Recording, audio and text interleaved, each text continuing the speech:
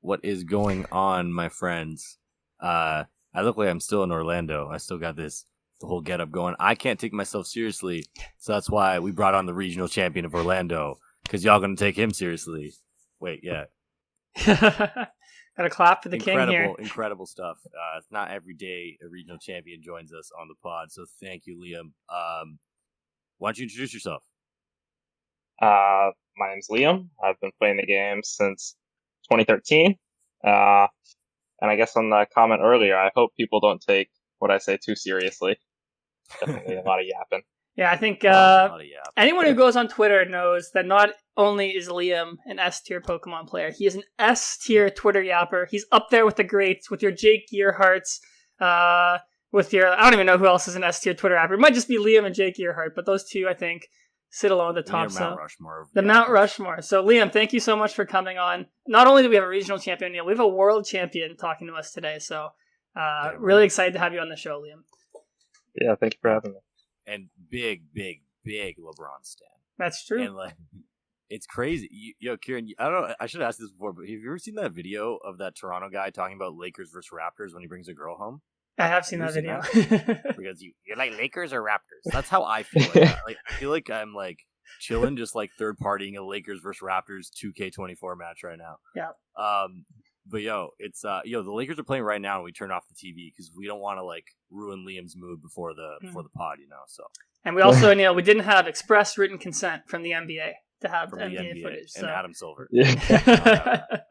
We're working on that. That's our next brand deal.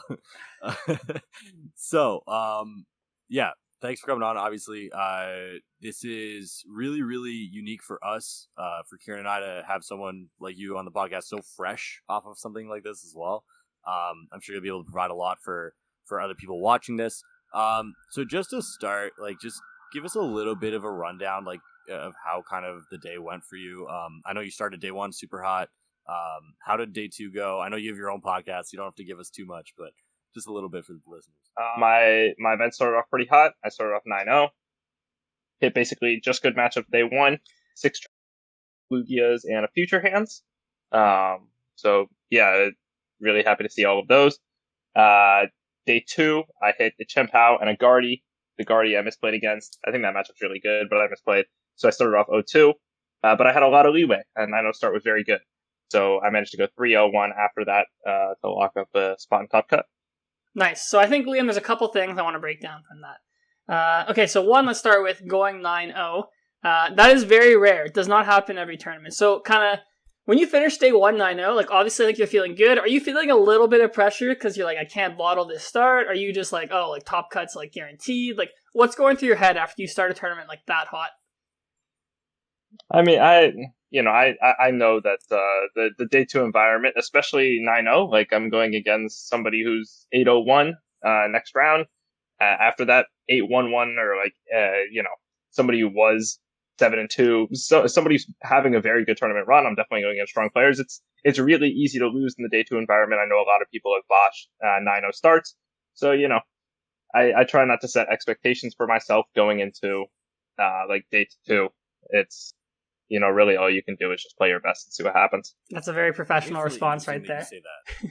Yeah, exactly. It's super interesting that you say that because I think there was an ideology a long time ago that blowing a 9-0 lead was impossible. You couldn't do it. Now we've seen so many people do it, and so many people miss top 8 from 9-0 that I feel like it actually is the opposite effect. Where you're all right, I'm gonna be the one to not blow the lead. So it's actually really, really weird how even a year ago, if you blew a 9-0 lead, people were flaming you, and now they're just oh, well, it's expected for you to blow it. So good 9-0 curse, man. There, actually. Yeah, so Liam, you started, like you said, day 2, 0-2. So then that must have put a lot of pressure on you. So how were you feeling after you went 0-2?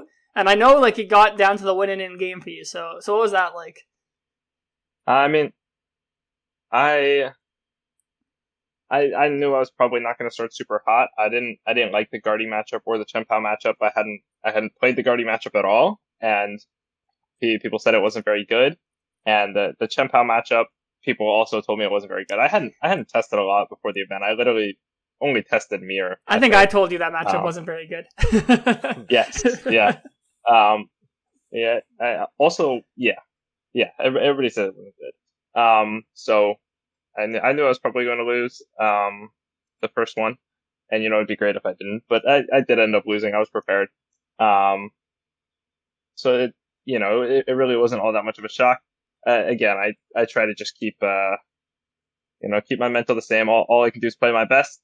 The current standing doesn't matter. Yeah, I think that makes sense to me. And was there only one person 801, so you kind of knew who your opponent was going to be, like day one? Or the red there were one? two people. Okay. There were two people. It was Reagan and Josh Frank. Okay, so you kind of had a good idea then. Yeah. Okay. Nice. All three converted too. Yeah, that is true. true. Both of them, so very interesting. Yeah, okay, cool. So I think before we dive into kind of your matchups, I kind of just want to talk about your deck list selection. So you picked a list very similar to what one EUIC from Tord.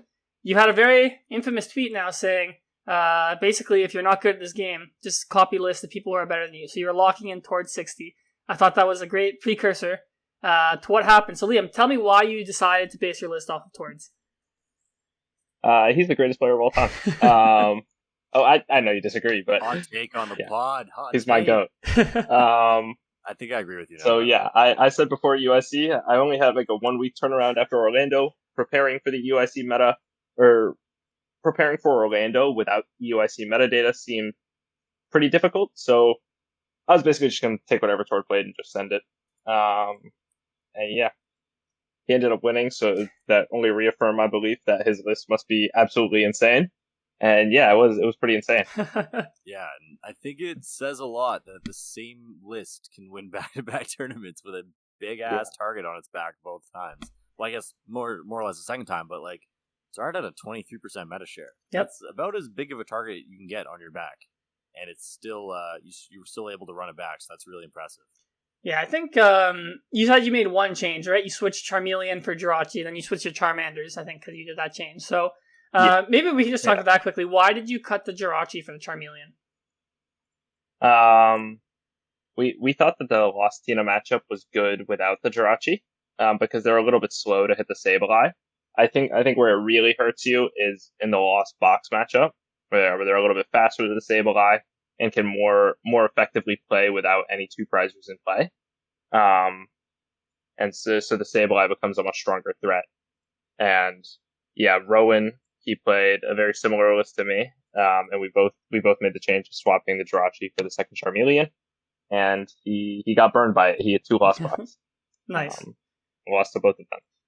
So yeah, I think it's a risky change. But if you don't hit any Lost Box, it was a good one. Yeah, and I think honestly, like, I follow a similar philosophy, Liam, where it's like, there's some times where I'm just like, if I face this deck, like, it's whatever. I think Charmeleon, the second one, provides a lot more utility across, like, every matchup. And if you expect Lost Box, like, to be like a 5% meta share, which I think is a reasonable expectation, I don't think it's uncommon to go a whole tournament dodging it like you did. And if you were comfortable playing Lost Tina, I think, without it, then yeah, I think that makes a lot of sense as a change. Because I'm sure, like, you can speak to it, like, the second Charmeleon, that must have come up a lot for you in a lot of your games. Yeah, it's just a much better card, and it has a lot of synergy with Turo. It helps you play into Devo, which I hit a lot of mirrors, so playing around Devo was really nice. Nice.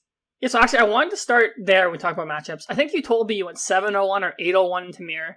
How did you do that? So I think obviously that shows a lot of skill on your part. So can you maybe say like what your game plan is for that, or like what was happening in your games that allowed you to have so much success in that matchup? I think I really I had a better list. I copy pasted towards lists, and other people copy pasted it, but a little bit worse. I only cut the Jirachi, which has no impact on the mirror, for sure. Other people cut the Turos, they cut the Prime Catcher, cut the Babero line, like all those changes just make the mirror worse. And so, I had a list advantage going into every round. Especially early on. Later in day 2, I think I just got a little bit luckier to have more success. I didn't even have as much success. I went like 6-0 against the mirror in day 1. I went like 2-0-1 in day 2. So. Yeah, I mean, is there anything that? Sorry, no, go ahead, Aneil. Go ahead. Add this. Yeah. Is there anything that you think people might oversee in the Zard mirror that you maybe had a lead on? Like, was there a secret that you kind of had in terms of that matchup, or were you just kind of playing it case by case, like there wasn't any like secret recipe, so to speak? Yeah, I think the Zard matchup is the hardest one to identify like a solid line for. Like Mm. it's kind of like trying to identify some secret tactic in the Gardevoir mirror from last format. Like there's not like one specific route you go for that just wins.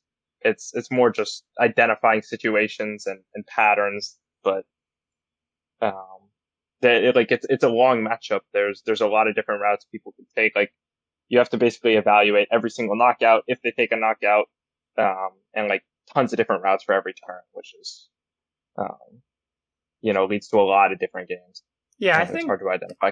I think it's interesting too because there's not really like a standard Charizard list yet. Like every game I played against Charizard, like I was playing Chien-Pao, I'm like I don't know what A spec they play. Like if they don't play like Max Belt, like I can literally just put up Chien-Pao. I'm like if they play like Prime Catcher, I have to play around that. So maybe Liam, let's talk next. Like we saw a split of the A specs this weekend. About half of the people were playing the Max Belt. I think it was something like a third were playing the Prime Catcher. I think something like 13% were playing the Hero's Cape. So you played the Prime Yeah. Catcher, but can you maybe make the case for why you played that, and maybe talk about like what kind of metas you would play the other A specs in? I think the Prime Catcher just smooths out the early game a lot. It lets you start putting on pressure on turn two, like immediately, which is game changing in a lot of matchups. Like Chien-Pao going after Bidoofs, Frigibax, whatever, or even the Ninja on turn one is really huge. Um, and so in some ways it serves as like a substitute for the Max Belt because it lets you just get around stuff.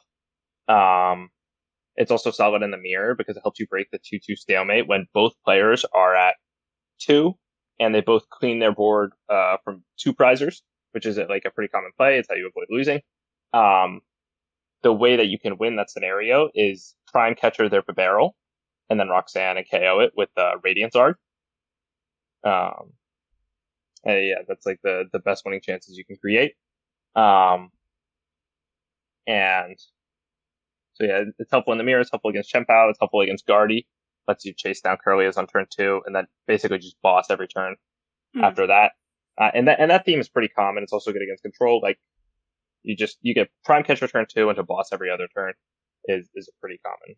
Nice. Yeah, and like I saw a lot of like tweets breaking down like which Zards are playing which ace backs and what percentages and stuff like that. And I think the whole discourse is really interesting. I think the fact that Zards won like back to back with Prime Catcher is now kind of telling of what the situation is. I know like Ciaran and I we had a talk on what was it Thursday or Friday about Chien-Pao and how like the Tord Box like Zard matchup is it's so different for Chien-Pao to deal with versus the other one. So like when you're going into Zard, and I think this is something that really benefits Zard, your opponent really has no idea what's coming for him, Yep. right? It's really, really hard to play around something you don't really know. And that was one of the reasons I switched out Chien-Pao last second, is just because like that like unknown. Like, can I start my Chien-Pao going second? Can I not? Like it's so tricky. And I think what you said with Prime Catcher makes a lot of sense. Like you're putting on a lot of pressure early, and it's a different card to Max Belt and Heroes Cape. There's a lot of Heroes Cape this weekend. I was really, really, really surprised about that. So I think the Prime Catcher thing makes a lot of sense. Yeah, actually, Lim, can you comment on that? So we saw a lot of Zards incorporate Hero's Cape. I played against one, and like it was really annoying. I actually didn't knock out a full HP Charizard with Hero's Cape once. So what are your thoughts on the Hero's Cape, and like what type of metas do you think that card's really strong into? I think Hero's Cape's good. It's I'd play it over Max Belt, and it's really strong in metas that don't have Boss Vacuum. If your opponent doesn't have Lost Vacuum, it's pretty good in a lot of matchups. That includes Mirror, Chien-Pao, Guardy, basically everything. 430 HP Zard is pretty much unkillable into this meta. It's just about whether or not they find the vacuum. Yeah. I was gonna say, like, maybe for both of you, like, I've been thinking about this a lot lately. It seems like Vacuum is a very underplayed card right now.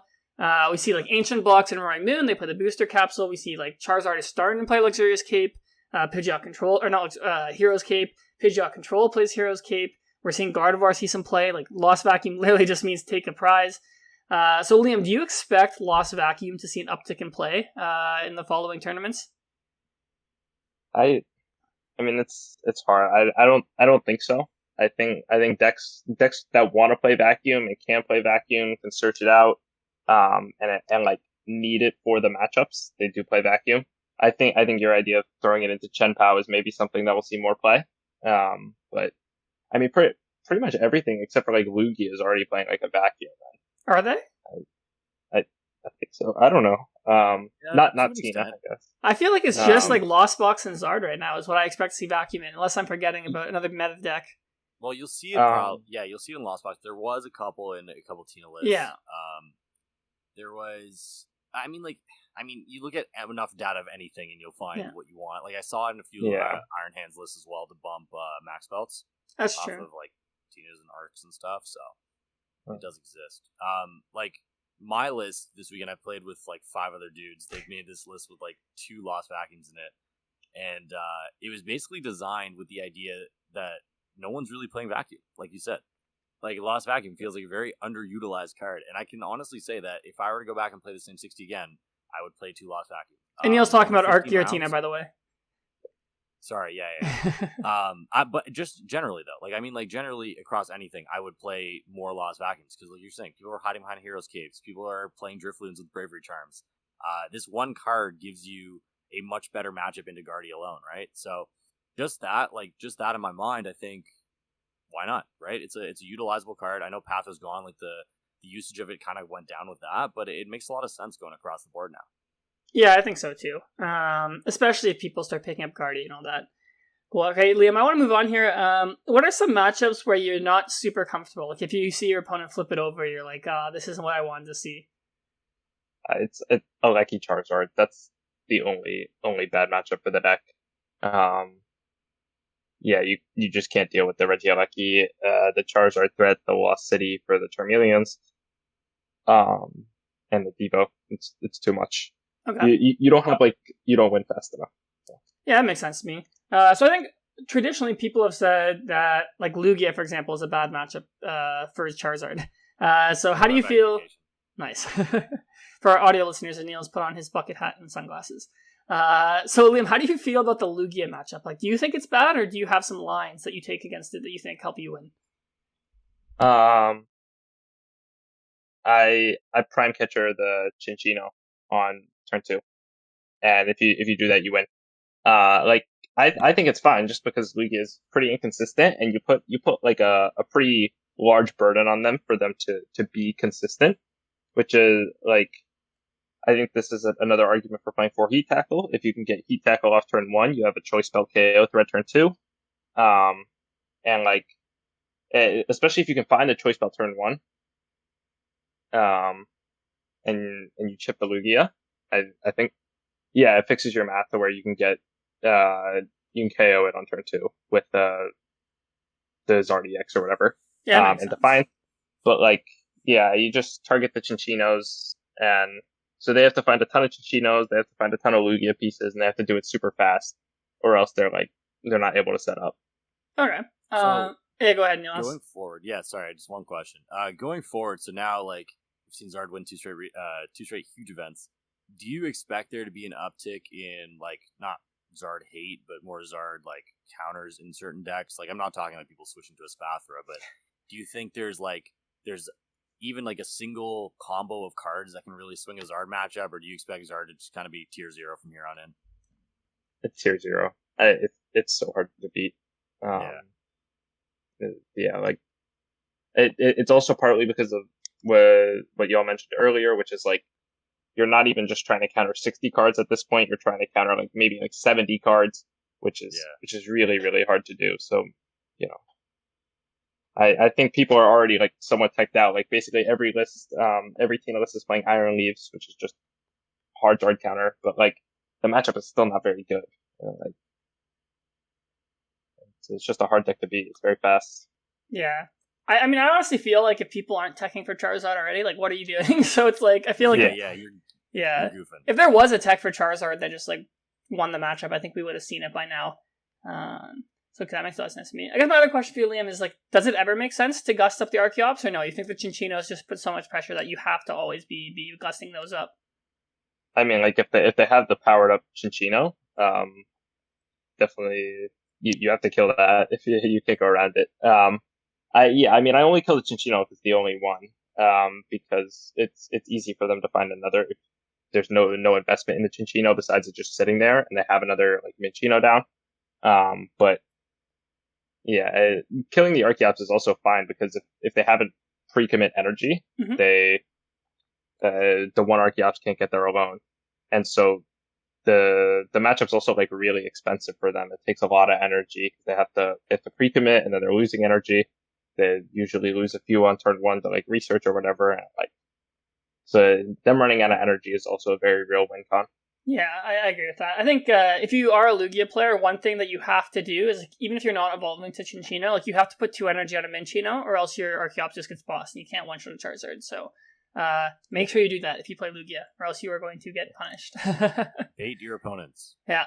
So, okay, then Liam, I think maybe you and I can have a good back and forth about this. I think there's some debate in the community. Like, how do you feel about the Chen Pao matchup as Charizard? Yeah, I know we had talked about this. I think it's good.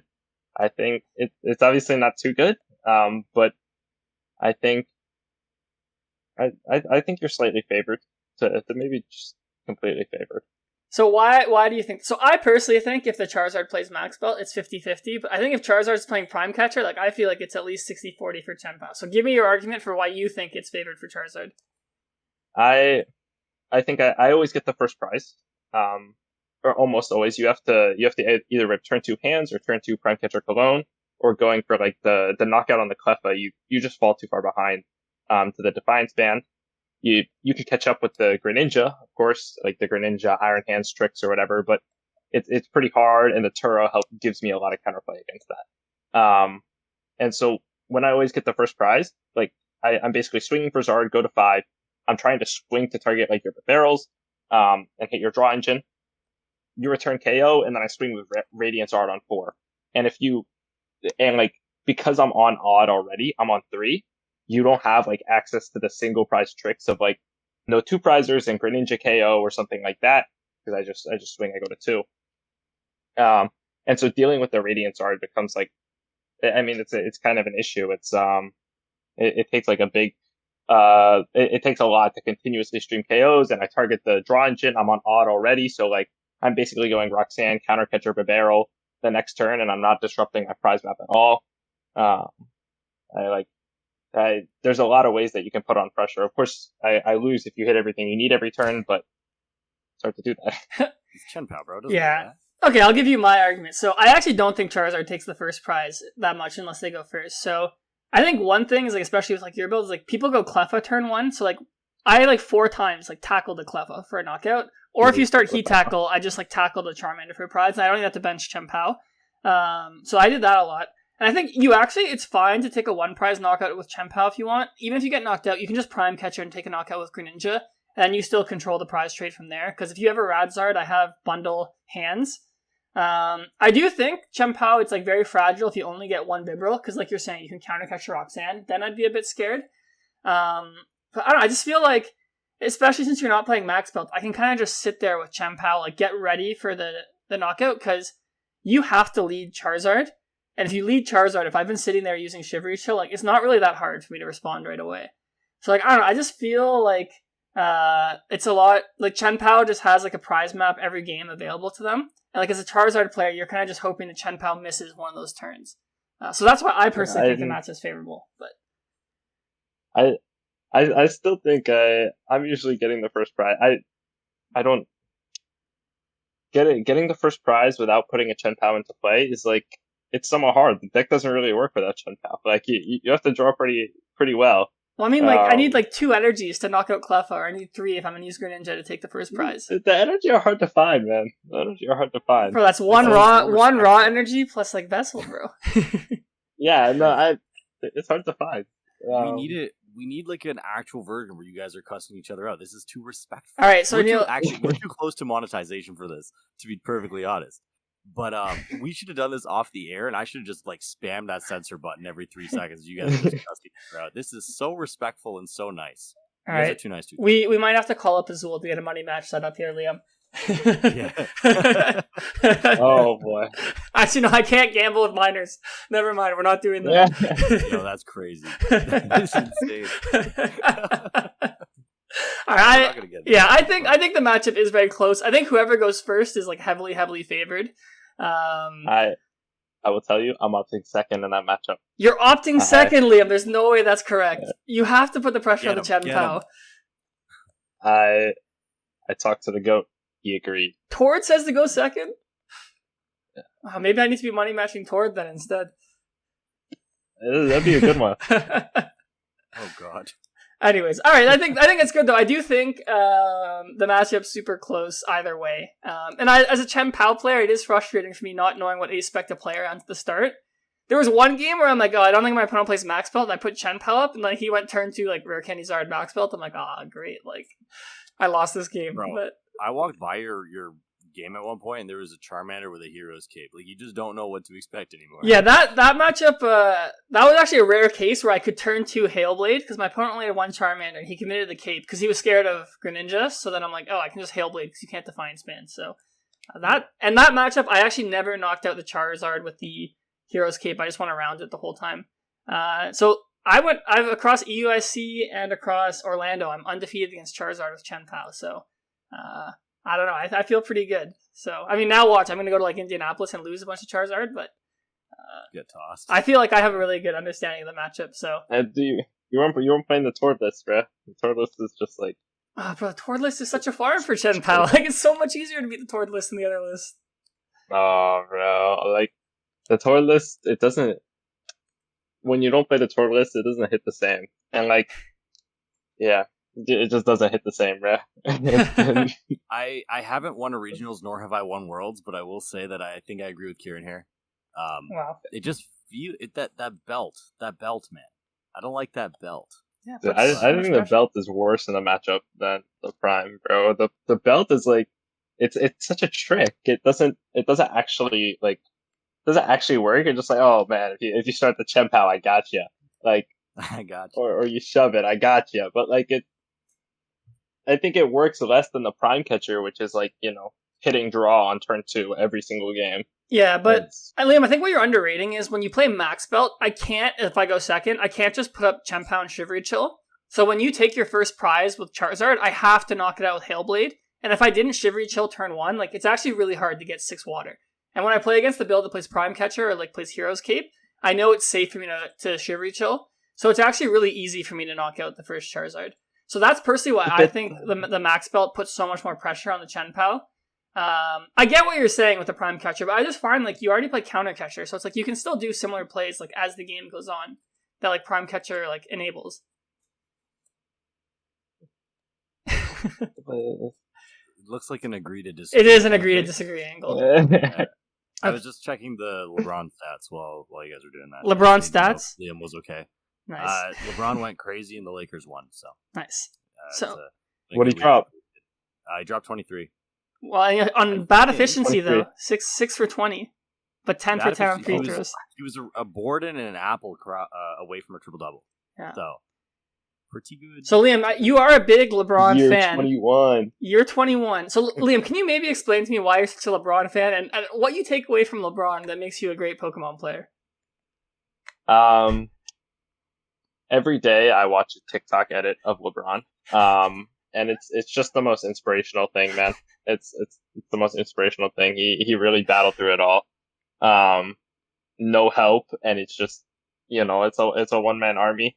He has the mental fortitude is off the charts. He's basically staring down the greatest team ever assembled, and he does it with complete confidence. It's mad inspirational. It is inspirational. Shift gear exclusive leak here. How much of this is a meme and how much of this is authentic?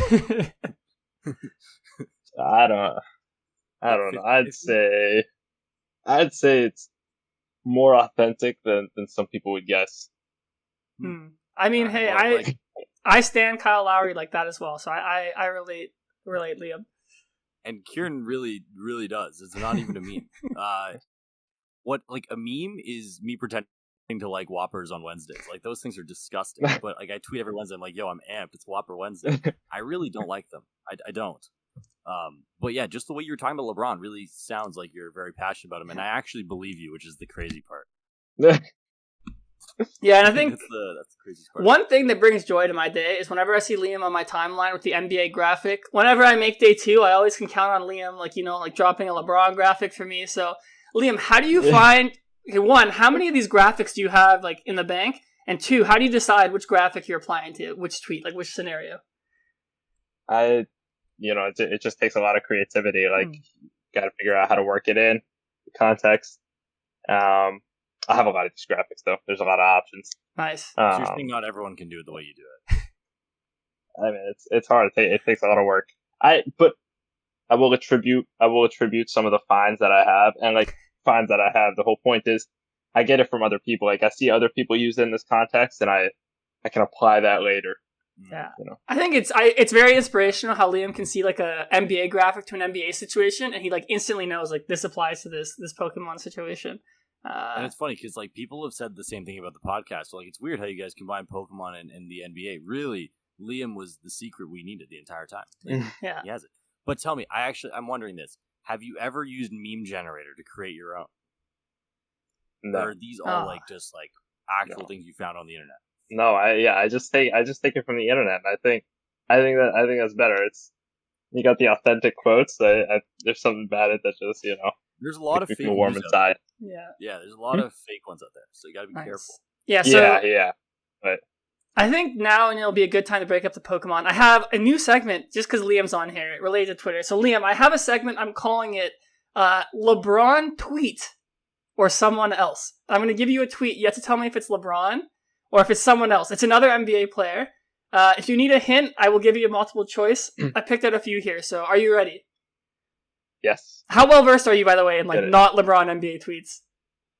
I follow Jamal Crawford. Okay, great. Jay Crossover, legend. Shout out to Shake and Bake. All right, so Liam, your first tweet here, and these can be old tweets too, very old. Yep. All right, number 1. I'm watching the History Channel in the club, and I'm wondering, how do these people know what's going on in the sun? Ain't nobody ever been. Is this LeBron James? Say it again. I'm watching the History Channel in the club, and I'm wondering, how do these people know what's going on in the sun? Ain't nobody ever been.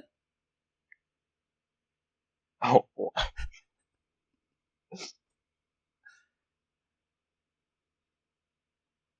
Are there emojis?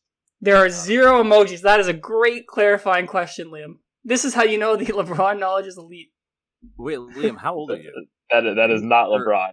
Did LeBron start playing before you were born? Yes. Yes. That is amazing. All right, that is not LeBron, Liam. Correct. I will give you an extra point if you can tell me who said that. Hint, it is another elite Twitter yapper. Okay, can I get the multiple choice? All right, I'll give you like that, A, Bradley Beal, B, Kevin Durant, C, Terry Rozier, D, JJ Redick. What crew?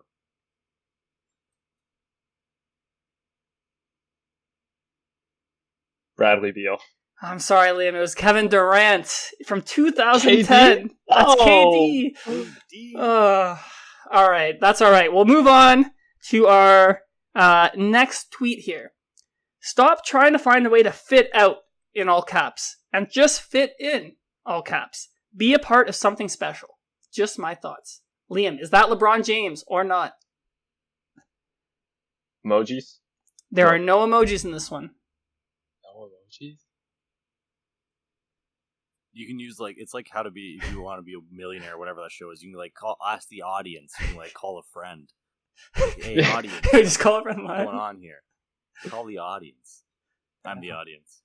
Yeah. I have one for you at the end too. I have my own one that Ciaran might or might not have put in. I think I know which one. I'm pretty confident on this one. I think. Wait, say it again. It's stop trying to find a way to fit out, all caps, and just fit in, all caps. Be a part of something special. Just my thoughts.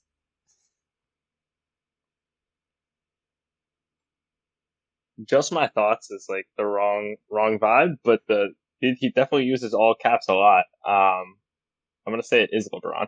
Liam, you are correct. That is LeBron James in 2015 during a Cavaliers losing streak. People thought it was related to Kevin Love, but unconfirmed. You're stressing him out right now more than he was at the tournament. I want you to know that. His LeBron Panda is on the test. All right, Liam, are you ready for your next tweet? Yeah. All right, this is a short one. Never let another ride your wave with a wave emoji. Liam, is this LeBron James? What's the punctuation? Triple exclamation mark. What is the language of origin? I have English. Okay. Big thinking period. Insert Jeopardy. Yeah. Music. Wouldn't be the first time we've done that on this podcast. It's a lot of energy.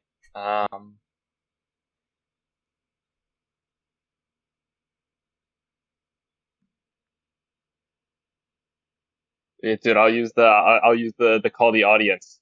It's a yes or no. Yeah, call Aneil. Call Aneil because I know. So yeah. Can the audience ask further questions? You can get one further question, Aneil. Can we get multiple choice? Well, you can't get multiple choice. Yes or no. It's just yes or no. All right, fine. Okay, can you repeat it one more time? I had to really. You gotta really get in. Okay, never let another ride your wave. Wave emoji, triple exclamation mark. Okay, so the weird part to me is wave emoji followed by triple exclamation mark. Like that's like the one that's like my red flag right now. Wave emoji is right. You think that means it's not LeBron?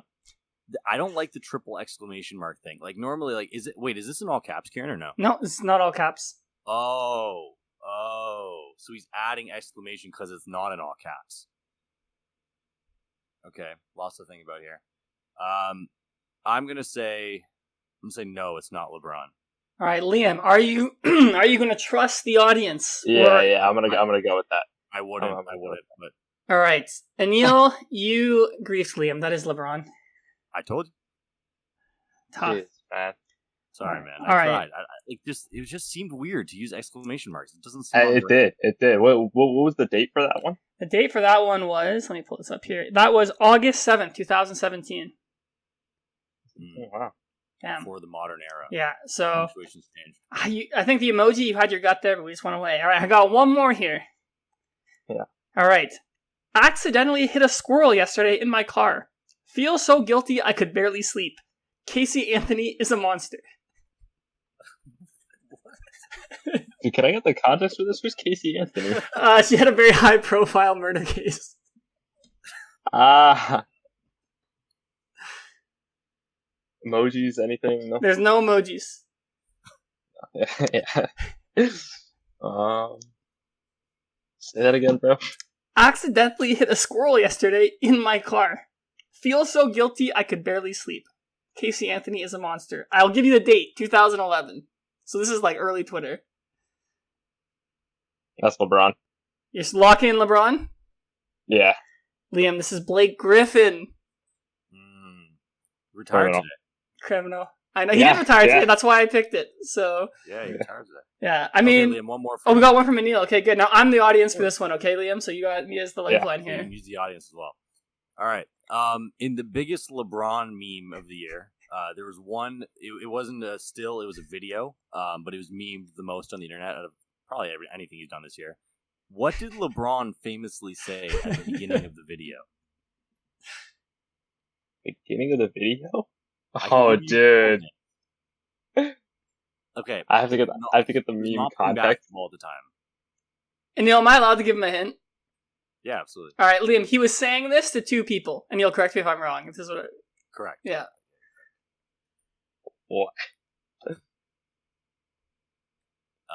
It was in a basketball arena. He was not playing basketball. He said it. I'll give you one of the people he said it to was Jeannie Buss, the owner of the Lakers. It's a great video. Yeah.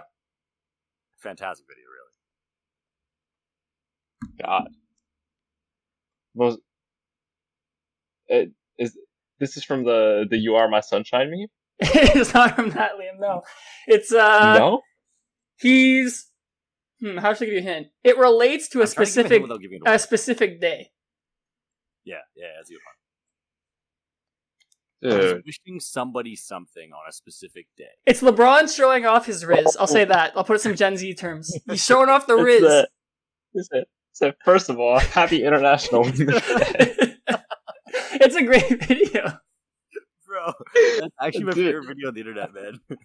I thought the Sunshine one got memed more, but maybe that's because I'm on TikTok more, bro. That's a Gen Z. Actually, Neil and I are also Gen Z, but that's just the age difference, maybe. Yeah, I'm not on TikTok though. I don't really do all that. Hey, bro, the "You Are My Sunshine" thing. I had to write a play for English class, and the plot of the play was the sun disappears, then LeBron James jumps into the air and replaces the sun, and then everybody sings the "You Are My Sunshine" song in unison. What grade did you get on that? I got a good grade. I got a 29 out of 30. Wow. Yeah, she didn't like some of my language because it was like too colloquial. Shout out LeBron. Shout out Liam. Yeah. That is elite level fandom. I actually love that so much. So. Yep. How many times have you seen Space Jam? The new one. Oh, Space Jam 2? No, I haven't seen it once, man. That's I'm probably a big a good fan, thing. I guess. Bro. You're a good fan because that movie is so bad that you don't want to ruin your perception of LeBron. Space Jam's also not that good, the OG, but damn. No, I love it. This one was worse. Yeah, and I love that video. It's just so funny because like LeBron's just there with his arms around him. And it's like I'm like, what a respectful king. Like, shout out. He was literally like this. Yeah. Like, by the way, happy International. No, he goes. First of all, happy, and he's wearing his glasses, and like they're just eating it up. Like, dude, he's not chill, bro. Kids at home and his wife is crazy. Yeah, it's crazy behavior. Really. So, Liam, hopefully you enjoyed that segment. Viewers, listeners, let us know what you think about that segment. But I do want to bring us back to Pokemon now. Boo, I know, boo. So, Liam, you are one of the rare people who have played Pokemon from juniors, seniors to masters and seen success at all three levels. So, I wanted to ask you, like, what do you think is the biggest difference between the divisions? So, like, talk about jumping from juniors to seniors, then seniors to masters, and how are you able to adjust going through each one? I mean, I guess I'll start with the jumps. I'd say juniors to seniors is easily the largest jump. It's, it's I think when your brain's developing the most. And yeah, so like first year juniors are just like, they're like 11-year-olds. They're just completely outclassed by like 16-year-olds. It's, it's really hard to compete. Seniors to masters, I'd say the biggest part of that jump is the stamina. You have to play 15 rounds instead of like 7.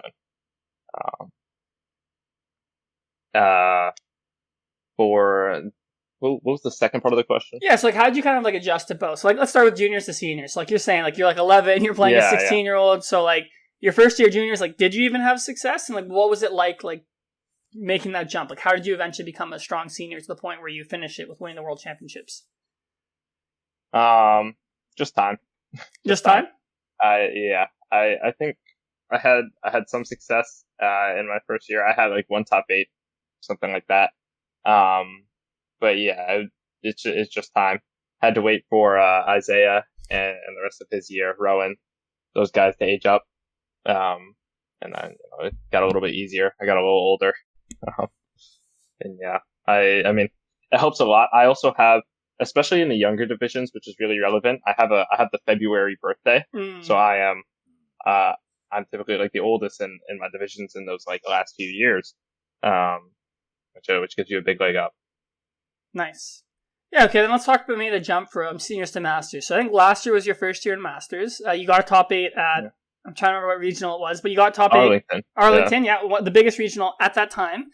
So yeah, like when you weren't trolling by playing bad decks, you were making top 8s. So Liam, like what was it like making that jump from seniors to masters in your first year and seeing success? I don't know. I didn't make a great jump. I trolled a lot. I think it's pretty shocking. I think Masters is really where you start to have to balance, or like really consider the opponents that you're playing against, because there's a really sharp difference between the players that you see in day 1 and the players you see in day 2. I think like in seniors, they're all pretty comparable, like all of your opponents, except like the top 8's like a little bit harder, but like generally they're all playing meta decks. Generally they all have like pretty similar skill levels. I think in Masters you get to like, just huge jumps. Day 1, you're going to see the most random decks, most random plays. Day 2, you're just going to see like exclusively top lists. And so you have to kind of prepare for everything. That'd probably be like the biggest thing that I learned, at least when I made the jump. Yeah, I think that makes more sense. That I would ask you about, Liam, is like the metagaming really changes, right? Like Ciaran and I both played in seniors versus masters. The metagaming changes a lot. Seniors a lot of the time have access to a certain card pool, and they're kind of playing like those decks or whatever. You kind of know what people are playing for the most part. Whereas masters is more of like a broader spectrum. Did that like change your preparation for tournaments at all? Like, at least from what you remember? Yeah, I mean, I think, especially because I'm older, I just prepare for tournaments, I think, in a much more serious way now, and you have access to much better data to do so. Like, when you're preparing for seniors, when I was a senior, it's like, you kind of just look at the top 8 of the last seniors event. For masters, now you have complete meta shares for the last major event, for like the top 12 decks. And that gives you like a lot of information to build on. You have limitless online data, so you basically know everybody's like lists, the percentages of all the card counts, and so you're preparing for a much more concrete meta, for sure. Yeah, so actually, let's talk about that, Liam. Like, how often are you using data like that when you make your deck list? Like, are you going on Limitless and you're like saying like this meta deck plays like X% play this A spec, like they play these counts? Like, how much does that factor into your preparation? Yeah, I mean, the meta should be everything in your preparation. I think, like, obviously for Orlando, I didn't really care. I was just running it down with the Charizard, but yeah, when I'm preparing, typically it's and I have a little bit more time. You have to, like, if you're trying to find a good list and basically come up with something new, you have to, all of the ideas have to be placed in the context of the meta. I said that exact sentence to Jake Gearhart earlier today, who is preparing for NAIC meta without any NAIC metadata. And so, like, it's, the point is, like, he was like, oh, you have to try to find things that are like generally good, right? Like that just seem good on principle. But the issue with that is, like, what's good is it requires meta context. Like, you could build an absolutely terrible deck, probably like the Galisopod EX, and it would absolutely slaughter decks from 10 years ago if you place it in that meta.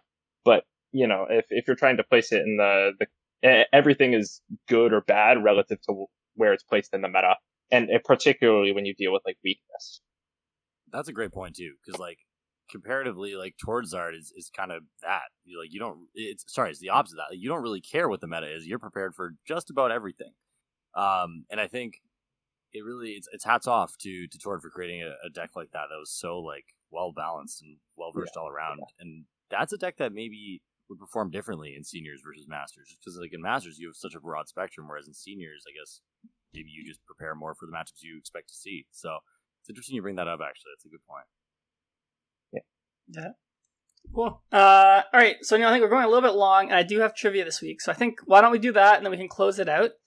Sure. All right. So Liam, in honor of you being a world champion in the seniors division, I think a division that flies a little under the radar, I'm going to ask you and Aneil, you guys can work together. Can you name me every modern era senior world champion, so 2017 onwards, and the deck they played? And I'll give you guys bonus points if you can give me any of them before the modern era.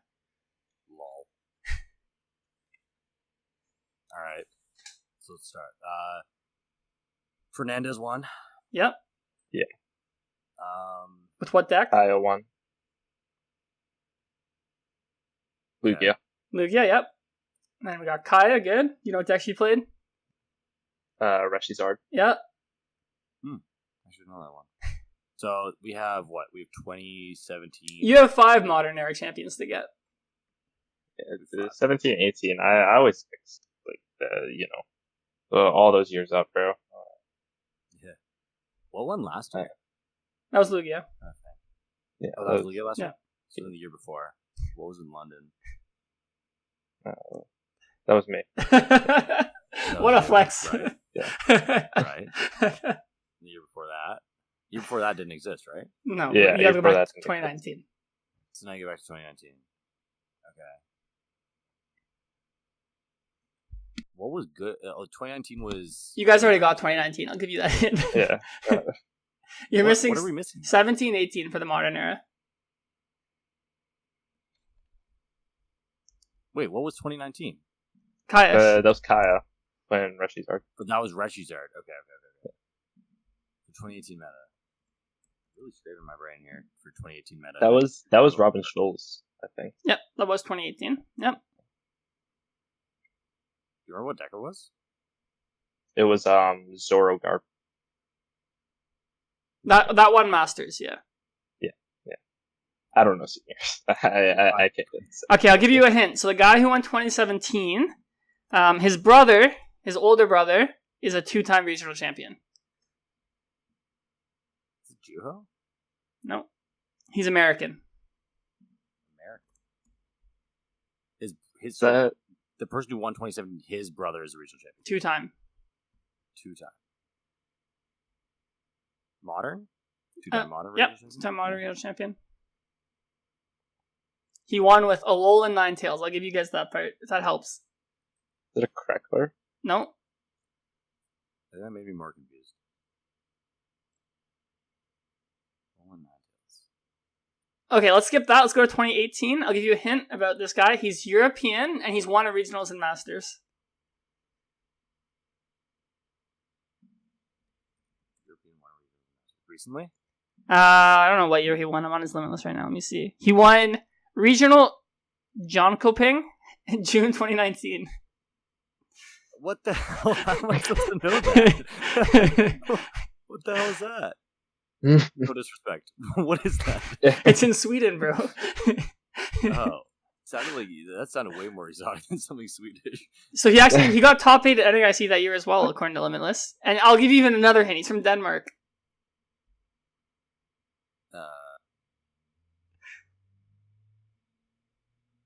Yeah, I'd know his name if you said it. But, okay. Do you guys? Okay, go give me a guess. It is Magnus. Magnus Peterson. Good job, Aneil. Let's go, baby. I should have said he has a similar name to a chess player, but I thought that would have been too easy. All right, I'll give you guys. This Ninetales thing. Do you guys just want me to give it to you?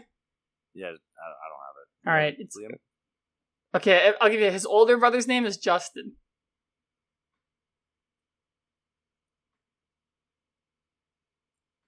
Nope, I got nothing. Zachary Bakari. Oh. Interesting. I didn't even know you had a brother. Yeah. There you go. Okay, I was a little worried that this might be too easy because Liam has played seniors, but I'm glad that we had some good trivia. So hopefully people listening at home, like you guys liked that question. Let me know if you guys got it. DM me or Aneil if you have good trivia questions.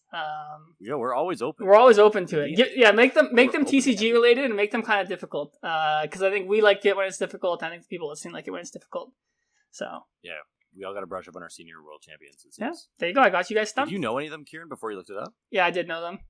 But I feel like I'm like a nerd really when it comes to like history of the game type stuff. So he's an old head fanatic, bro. I'm an old head. Liam and I are in this like one Discord, and him and I are always battling the old head versus new head debates. Yeah, like this guy just defends the old heads on principle. Like I don't know if it's on principle. I just think there's disrespect, Liam, from the younger generation here. It's on principle, man. Is this like, the Tord versus Jason thing? Yeah, Liam and I actually our whole server had a nice debate on that. I think a couple weeks ago. It's basically any old head. Like if I gave him a player, imagine Pokemon existed for much longer than I had, and I was like 30 years ago, this guy won Worlds 5 times in a row. Ciaran has never seen this guy play before, never seen anything. The lists were all terrible back then. He would be like, "This guy is the greatest. How dare you disrespect him?" Like. Ciaran would defend this guy with his life, bro. Yeah. Yo, I don't think I would though, because like, bro, like LeBron is my basketball goat. I'm not like Jordan's the goat type guy. But no, Liam and I have good debates. And Pokemon is different, bro. Pokemon is different. I do think I've switched sides. 5 ICs is kind of crazy. Yeah, I think I've switched sides. Oh no, but apparently you need 7 or 8, bro. Apparently you need 7 or 8. My goat's not ringless, bro. That's crazy. You got Becky. I'm joking. Don't worry. Oh, hey, you know what? Let's let us know in the comments. Yeah. All right. Did anybody's opinion change? Yeah. As of recent events? I think for the most part, Ciaran, we were in the minority to begin with. Yeah, we were. I think objectively, like, I think Tord, like, is, like, the best, like, skill-wise. I'm just, like, my thing is just out of principle. Like, you need that. I think if Tord wins, like, a couple more ICs, that'd be like, okay, like, that's equivalent to winning, like, 3 Worlds to me, but... Liam, don't worry, bro. He's the best. I still think he's the best, bro. I still think he's the best. Like, greatest and best are 2 different things. So to me, that's just how I look at it. Oh my god! Oh my god! You have no idea how good Tord I do. I literally think he's the best player ever. Yo, I think Jason should come back and put some respect on his name. There's 2 people in history who have, like, won more than 2 ICs in Masters. And, like, dude, he needs to win a few more if he's ever going to be the GOAT. Like, nobody does that. He's actually unreal. But you know what nobody else does, Liam? Win 3 World Championships. No. If you set any regional winner in the last 3 years back to 2008, they would farm. No, but that's not true, because a lot of the regional winners from now played Worlds back then. Like, I think this is one thing, I think you underrate how hard Worlds... they were trash back then. They were trash back then? Dude, yeah, that's crazy. The game was so much more skillful back then. Also, like, there's, like, more people who play Worlds now, so I think, like, the skill pool is, like, a little diluted at Worlds. Like, I think, like, you know, compared to back then. But I do get what you're saying, where it's, like, the lists were less refined, like, people, like, their strats were a little less refined, but... Yeah, like, people just didn't... like, there was no online data, people couldn't get as many reps in, like, it was... But that puts more stock into deck building, too, and I think... It would, weirdly enough, like, Tord's decks have been quite unique over the years. It'd actually be pretty interesting to see if he, like, randomly flashed back that time. I know he played, but he wasn't obviously at the same level that he is now. It'd actually be really interesting to see if he would just absolutely destroy everybody, which I feel like he probably would. He would. Farm them all. Nice. Well, dude, like, okay. Dude, you know what I told Ciaran the other day, bro? What'd you tell everybody back then, this is how deep their understanding of the game was. They were double nickeling, bro, and they thought they were shuffling. I don't think they thought they were shuffling, bro. I just think it wasn't policed properly. So they thought they were cheating. What? Like what? Yeah, basically. It's one of those things like when you jaywalk and you know there's a cop not there. I think that's what it was. Like, it was, people didn't think they were shuffling, but they knew they were, like, doing something wrong, but they knew no one would do anything about it. Bro, I remember people would go to, like, the bathroom and, like, sort their decks, and I'd be like, bro, like, how are you telling me this isn't suspect? Like, you're going to the bathroom to do it. Like, different, bro. I saw men in balls, like, sorting their decks on the toilet seat. Like, that is okay. I didn't see that. Very unsanitary, and B, not a good way of shuffling your deck. But yo, all right, we've been on forever. let's wrap her up. Liam, man, thanks so much for coming on. I know it's probably been a crazy week for you. You're a lot of dollars richer, and I'm happy for that. Anything you want to say? Plug your socials, plug everything. Not that anybody doesn't know you by this point, but go ahead. Yeah, I mean, I just thanks for having me on here. That's all I have to say. That's it. All right. Well, I don't know. Liam, thank you for coming. I will do some plugging for you. Liam has a fantastic podcast. Lots of friends of the show. It's called the Trash Alliance Podcast. Go check that out. He's also discussed his run, and I think in more detail than we did today. So go check that out. Go follow him on Twitter at Liam Halliburton. I'm pretty sure it is. If you want great memes, great analysis, and all that. And then shout out LeBron James and shout out Tord Reklev, his 2 goats. There you go, Liam. There's your shoutouts. That's pretty good. Hey, you nailed that, dude. Like, that was unbelievable. But yeah, man, thanks for coming on. Yo, everyone, thanks for coming to watch. I know we got a lot of new viewers these days, so we appreciate all of you. We will see all of you in Indy or next week on a Wednesday when it's Whopper Wednesday, when I eat the burgers that I hate every week just to make a meme. Y'all be well. Peace. Later. Yeah.